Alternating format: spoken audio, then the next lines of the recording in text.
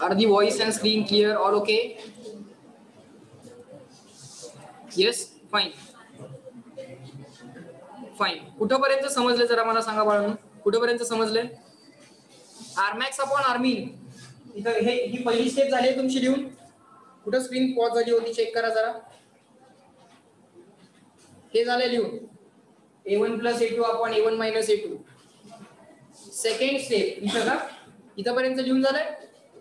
हा, सेकंड स्टेपला सॉल्व्ह झालंय. ठीक आहे. सेकंड स्टेप किती सिंपल आहे बघा.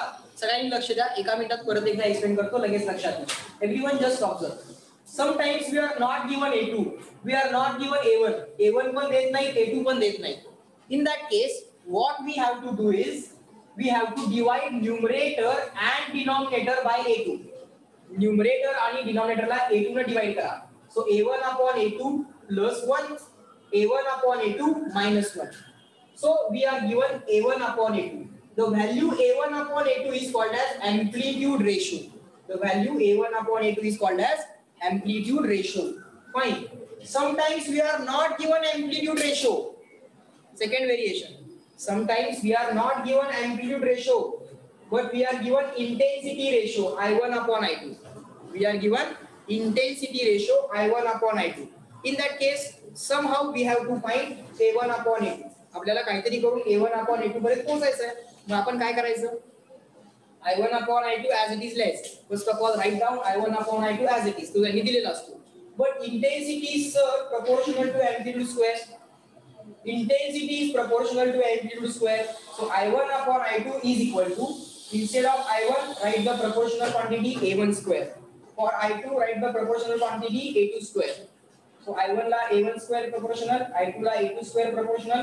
Proportionality constant वाला cancel. हा ratio असा equal करता येईल. Taking square roots on both the sides, we will get root I1 upon I2 equal to याचा square root A1 upon A2. So A1 upon A2 is equal to under root I1 upon I2. Okay. So now this A1 upon A2 can also be replaced by under root I1 upon I2. This A1 upon A2 can also be replaced by under root I1 upon I2. So third step complete. Variations या फॉर्मचे complete झाले. समजला का हा form? A1 upon Armax upon Armin format समजला. याच्यावरचे questions असतात, तो format तुम्हाला जमला पाहिजे. सेकंड रेशो असतो, हा इंटरेस्टिंग रेशो आहे. Imax upon Imin. Imax upon Imin. Okay. Now how to find out Imax upon Imin ratio? Observe it carefully here. Now the same ratio can also be obtained in 2 or 3 different formats. Let us try to obtain the ratio. Tell me what is Imax? मोठ्याने सांगा. Involve lecture मध्ये. What is Imax? Root I1 plus root I2 bracket square. What is Imax? Repeat. Root I1 plus root I2 bracket square. So let us write here root I1 plus root I2 bracket square divided by. What is I mean? What is I mean? Root I1 minus root I2 bracket square. I mean is root I1 minus root I2 bracket square. Combining these two brackets, you can directly write root I1 plus root I2 divided by root I1 minus root I2 whole square. This is the first variation. Yeah, हे पहिलं variation. So in this formula they need to give us I1 as well as I2. I1, I2 ते दोन्ही त्यांनी आपल्याला दिलेलं असलं पाहिजे. But sometimes obviously they will not give us I1 and I2, but they will give us ratio of I1 and I2. बरोबर? आता I1 I2 चा रेशो देतील. काय असेल ट्रिक? पटकन सांगा, माहिती आहे तुम्हाला? What we have to do? Divide the numerator and denominator by I2. चला इथे लिहा माझ्या बरोबर. Bracket square as it is, numerator आणि डिनॉमिनेटर ला रूट I2 न डिवाइड करा. So under root I1 upon I2 plus 1 divide by under root I1 upon I2 minus 1. पण सर होल स्क्वेअर आहे. येस, तो स्क्वेअर विसरायचा. This is the Imax upon Imin. Fine. So इंटेन्सिटीच्या language मध्ये format तुम्हाला clear झाले का बघा. Root I1 upon I2 plus 1 divided by route I1 upon I2 minus 1. Okay, हा एक फॉर्मॅट क्लिअर झाला. अजून काही फॉर्मॅट असतात ते अशी असतात. Just keep on writing. Simple आहे, सगळ्या गोष्टी अगदीच लॉजिकल आहेत. Observe here, Imax upon Imin. We know intensity is proportional to amplitude square. So Imax will be proportional to Rmax square. And Imin will be proportional to Rmin square. So we could have directly written Rmax upon Rmin bracket square. Yes, you can write it. समजतंय का? असेही तुम्ही लिहू शकता. What is Rmax? Sir, A1 plus A2. What is Rmin? Sir, A1 minus A2.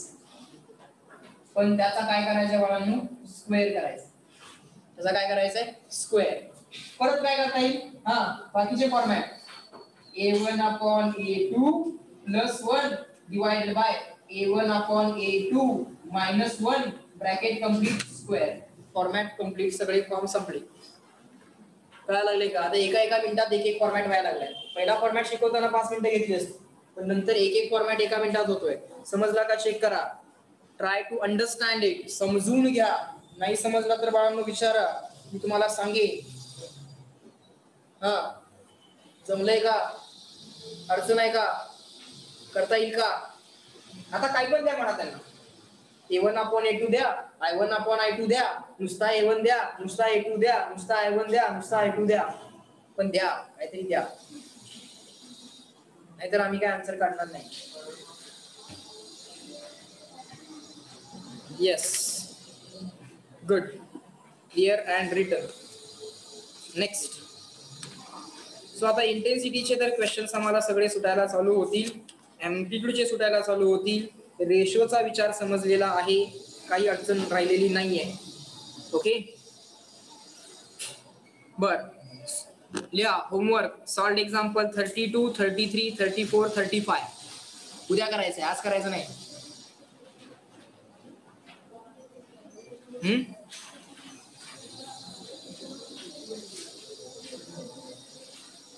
पहिला 32 तुम्ही जरा solve करायचा प्रयत्न करा. 32 तुम्हाला येईल आता.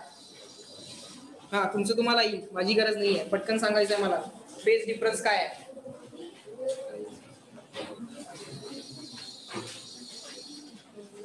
मॉड्यूल नसेल तर इथं लिहितो. एकच क्वेश्चन सॉल्व करूयात, पण त्याच्यामध्ये बाकी सगळ्या गोष्टी पण इन्व्हॉल्व होतात का बघूयात. जरा ऑब्झर्व करा, एक क्वेश्चन सॉल्व करूयात. Just observe here. First phase असं लिहा, त्यांनी दिलेलं तसं लिहू नका, मी सांगते तसं लिहा. 3 sin omega t minus kx, second wave 4 sin omega t minus kx plus pi by 3.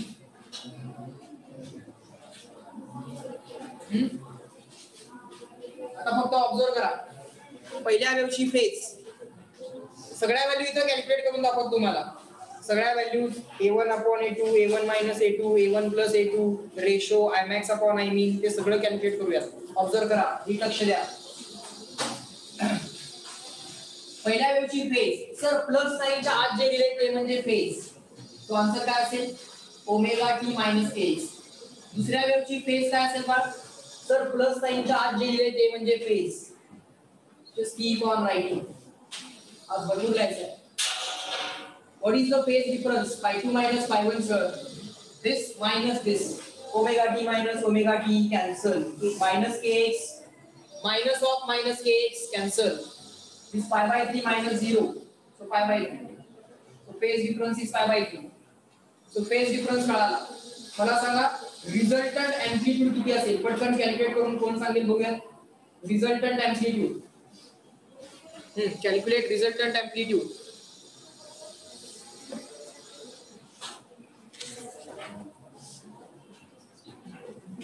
Formula तुमचं तुम्हाला माहित आहे. फेज डिफरन्स दिलाय, रिझल्टंट एम्प्लिट्यूड काढा.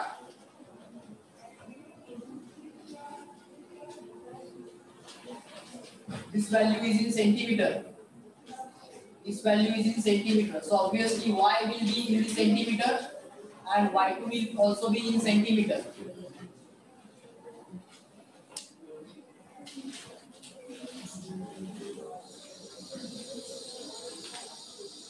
आला का?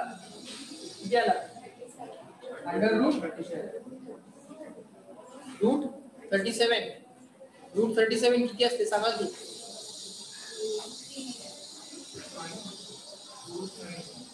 हाँ अंडर रूट फॉर्मूला काय आहे? a1 square plus a2 square plus 2a1 a2 cos of phase difference between the two waves arriving at given point under root b square plus 4 square plus 3 into 4 into cos of pi by 3.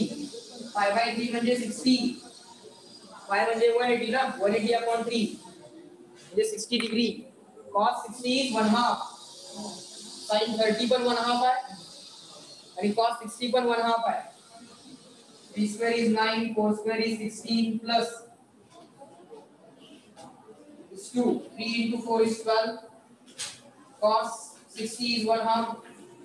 So answer is what? Under root 37. 9 plus 60 is 25. 25 plus 12 is 37. What is under root 37? Button sir. Huh? 6.1. Approximately 6.1 करायला काही हरकत नाही. Point नंतर एकच digit राहतोय, बरोबर का? 6 तर म्हणू शकत नाही, 7 पण म्हणू शकत नाही, 6.5 तर विषयच नाही आहे. काय करणार? 6.1 upon centimetre. That's it. Next, what is Rmax upon Rmin of these waves? कुठल्या तरी पॉइंटला कुठं ज्या ठिकाणी फेज डिफरन्स असेल π/2 ज्या ठिकाणी असेल त्या ठिकाणीचा विचार आहे. Rmax upon Rmin. हां, या दोन वेव्हचा मिळून जर Rmax पाहिजे असेल, कुठे जरी असतील ते इन फेज, आता गिवन पॉइंटला ते π/3 चा फेज डिफरन्स आहे, पण at some different point they may be in phase, at some different point they may be out of phase. So Rmax upon Rmin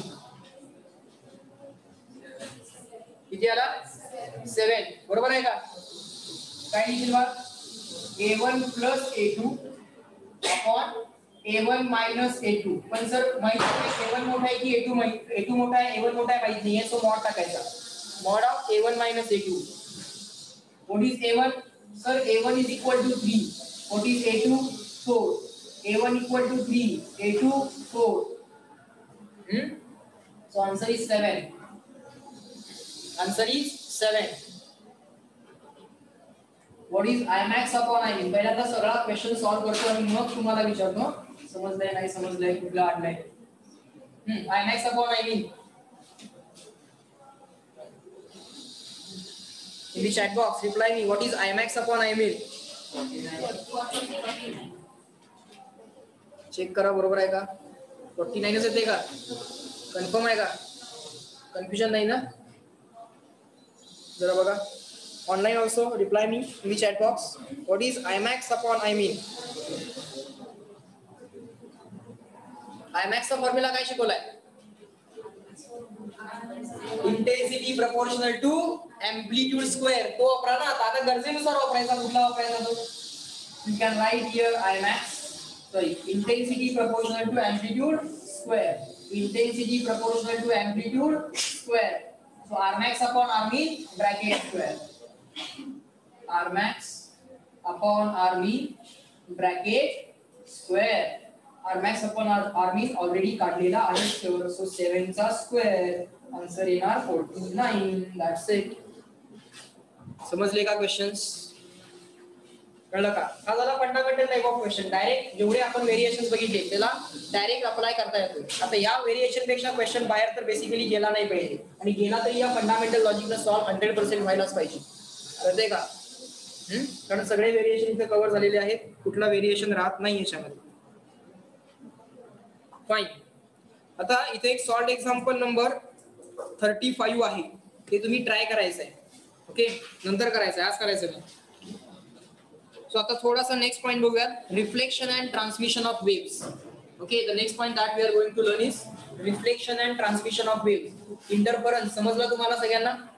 Waves interfere झाल्यानंतर कन्स्ट्रक्टिव्ह इंटरफरन्स म्हणजे काय, destructive interference म्हणजे काय, काय phase difference असल्यानंतर constructive interference होईल, for what phase difference we will get destructive interference, what is amplitude ratio, what is intensity ratio, Imax upon Ib, Rmax upon Rb, formula for R, formula for I, हे सगळे आपले गोष्ट, या सगळ्या गोष्टी आज आपण बघितल्या. कळतंय का? फाईन. असंच कॉन्सन्ट्रेट करत राहिला तर सगळ्या गोष्टी सुद्धा समजतील, सगळ्या टाईपचे व्हेरिएशन सुद्धा समजतील. एवढंच अटेन्शन प्रत्येक लेक्चरला पाहिजे, म्हणजे गोष्टी सिंपल वाटतील. तसं बघायला गेलं तर अवघड काहीच नाही. लोक उगाच म्हणतात अवघड आहे, काही अवघड नाही. फाईन. नेक्स्ट पॉइंट चालू करूयात. आता आणखीन एक इंटरेस्टिंग पॉइंट आहे, reflection of waves. So waves can be reflected. The sound, the very sound that you are hearing right now is a resultant of interference of too many sound waves which are reaching your ear simultaneously after too many reflections. मी काय सांगितलं? आता तुम्ही जो काय sound ऐकत आहात तो काय आहे? एक इंटरफरन्स आहे. फक्त एका साऊंड वेव्ह पेक्षा तो जास्त साऊंड वेव्हचा इंटरफरन्स आहे. एक डायरेक्ट वेव्ह तुमच्यापर्यंत यायला लागली आहे, एक आफ्टर रिफ्लेक्शन पण यायला लागली आहे. कळतंय का? आणि मग त्याचा एक इंटरफरन्स होतोय. तो कन्स्ट्रक्टिव्ह असेल, डिस्ट्रक्टिव्ह असेल, जो असेल तो असेल, किंवा इन जनरल कुठलाही असेल. कारण कन्स्ट्रक्टिव्ह आणि डिस्ट्रक्टिव्ह इंटरफरन्स केव्हा मिळतो? जर phase difference even multiple of पाय किंवा ऑड मल्टिपल पाय असेल तरच मिळतो. बाकीचे पण फेज डिफरन्स पॉसिबल आहेत ना. All other phase difference are also possible. So त्याचा इफेक्ट म्हणून तुम्हाला आता जे काय ऐकायला येते ते आहे. बरोबर? समजलं इथपर्यंत? Okay. So now observe here carefully that the fact that the waves can be reflected. आपल्याला आता काय नोटीस करायची? एक फॅक्ट नोटीस करायची. कुठली फॅक्ट? की waves can be reflected. Okay. So when a wave is reflected, by how much radian, by or how much degree its phase is changed. Reflection झालं की वेव्हची फेज चेंज होते. Reflection झालं की क्रेस्टचा trough होणं, ट्रफचा crest होणं, हे logic पण आता आपल्याला बघायचे. तो सगळ्यात पहिलं रिफ्लेक्शन जे आपण शिकणार आहोत ते असं आहे, reflection of a wave from the denser medium. म्हणजे sir reflection of a wave from rarer medium पण पॉसिबल असते का? तर आन्सर आहे yes. It is also possible that wave travelling through the wall hits the air and goes back in the wall. Listen to me again. It is very much possible that, it is 100% possible that, it is verified that wave traveling in the wall hits the air and again goes back in the wall. So reflection ला कायम असंच पाहिजे का? Denser medium पाहिजे तरच reflection होणार असं काय कंपल्शन आहे का? नाही. पहिल्यांदा हे मनातनं काढून टाक. एअर पण रिफ्लेक्शन देऊ शकेल ना? Wave was initially in the wall, it is travelling through the wall, suddenly it hits the boundary of wall and the air and it again goes back in the wall.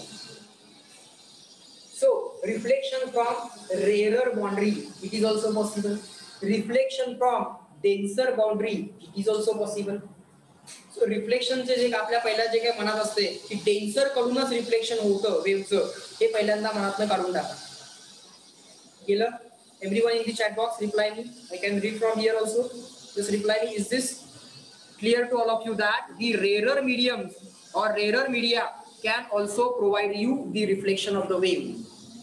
समजतंय का? पहिल्यांदा basics clear करून घ्या. समजतंय ना? Good. Now let us consider reflection of transverse waves. म्हणजे sir longitudinal waves पण reflect होतात का?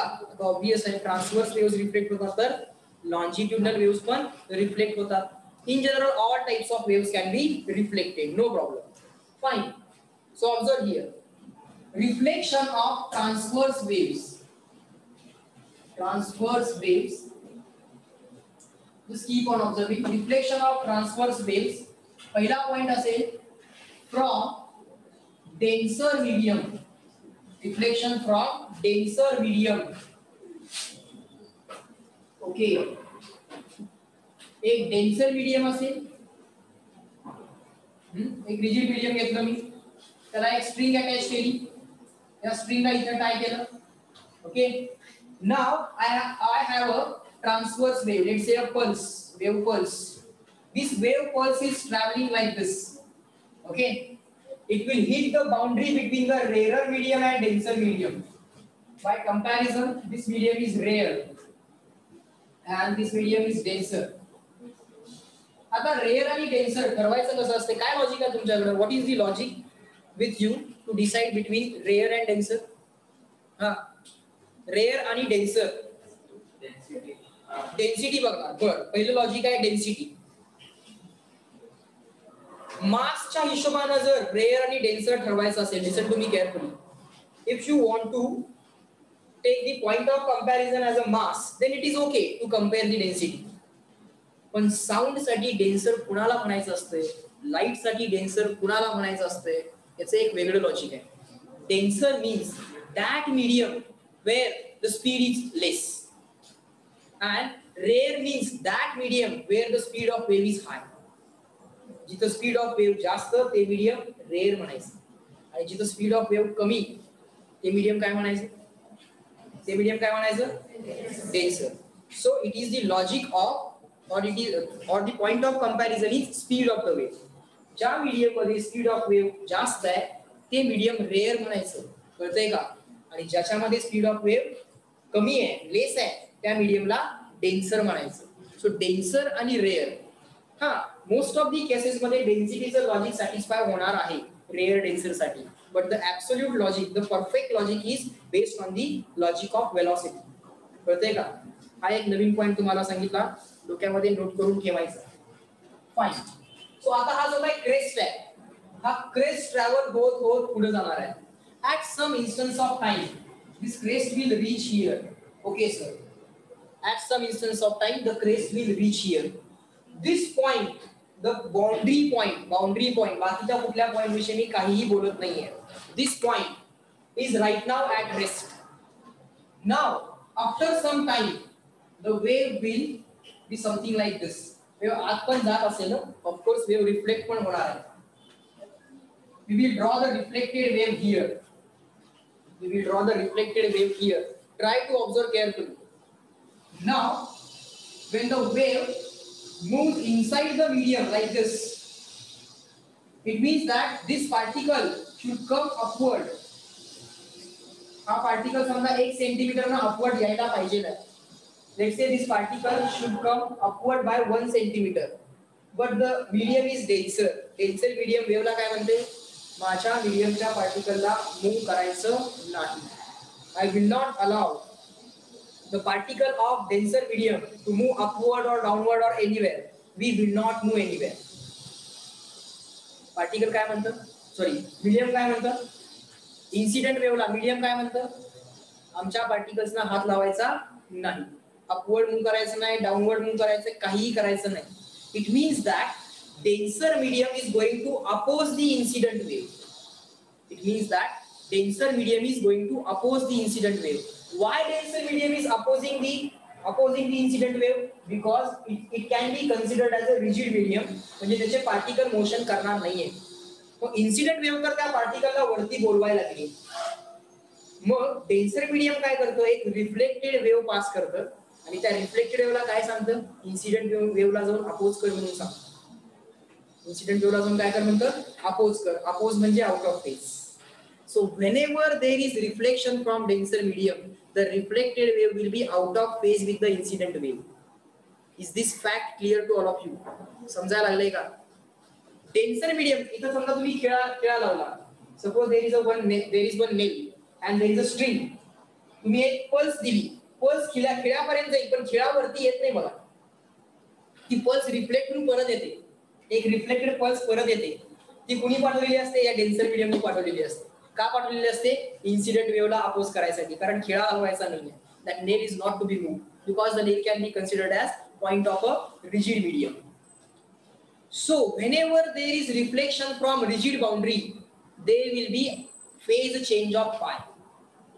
कितीचा फेज चेंज होणार? पाय. सो या पॉइंटला जर चेक केलं इन्सिडेंट वेव्हची फेज जर 0 असेल तर रिफ्लेक्टेड वेव्हची फेज पाय असेल. इन्सिडेंट वेव्हची फेज जर 90 असेल तर रिफ्लेक्टेड वेव्हची फेज 270 असेल. ऑलवेज या पॉइंटला, बाकीच्या कुठल्याही पॉइंटला म्हणत नाहीये,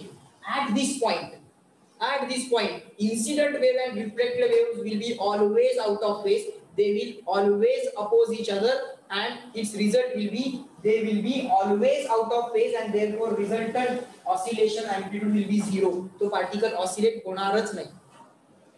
जेवढा इन्सिडेंट वेव्हचा एम्प्लिट्यूड आहे तेवढाच रिफ्लेक्टेड वेव्हचा एम्प्लिट्यूड असेल. A1 is equal to A2 असेल आणि दोन्ही वेव्हज बाळांनो आउट ऑफ फेज आहे, म्हणजे रिझल्टंट एम्प्लिट्यूड मिनिमम असेल. आणि आर मीन काय शिकवलंय मी तुम्हाला आताच, वेव्ह जर आउट ऑफ फेज असेल तर आर मीन किती असेल? आर मीन किती असेल बोला? A1 मायनस A2 असेल. पण सर म्हणतायत A1 इक्वल टू A2 आहे, मग त्या केस मध्ये आन्सर किती? 0. म्हणजे हा पॉइंट ऑसिलेट होणार नाही. म्हणजे इन्सिडेंट वेव्हला अपोज करायसाठी एक रिफ्लेक्टेड वेव्ह येते आणि दोघांचं मिळून जे काय होतं ते काय होतं? हा पार्टिकल ऑसिलेट होतच नाही. Okay, effectively this particle will not oscillate and that reflected wave will travel back. समजतंय? सो मला सांगा ना, एवढ्या इन्सिडेंट वेव्हनं आपलं काम केलेलं आहे.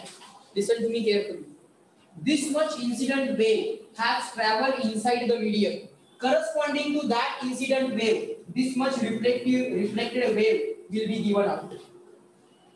समजतंय का?